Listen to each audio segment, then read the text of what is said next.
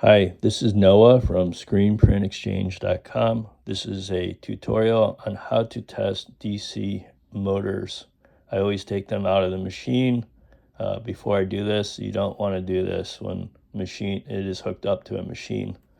So I recently bought a Makita tray. I think it was on Amazon. It has a fuse and an on-off switch. The on-off switch is key. So I wired it to this gear motor.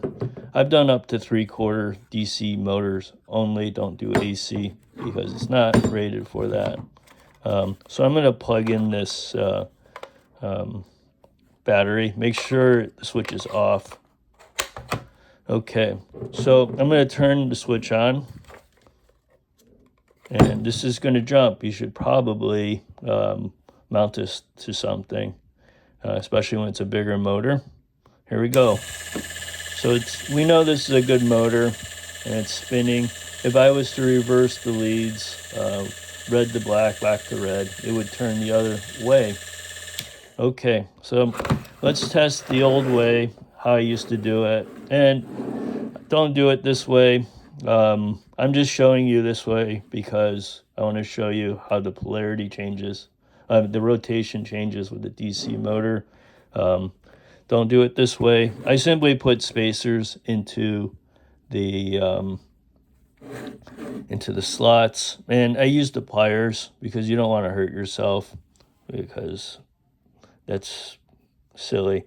So this is not a good motor. It'll spin a little bit, but here we go. So you can see it moving. I have tape on the shaft, and it's spinning counterclockwise. Okay, so I'm going to reverse the leads, and here we go. Now it's spinning slower the other way. This either needs new brushes or it's done.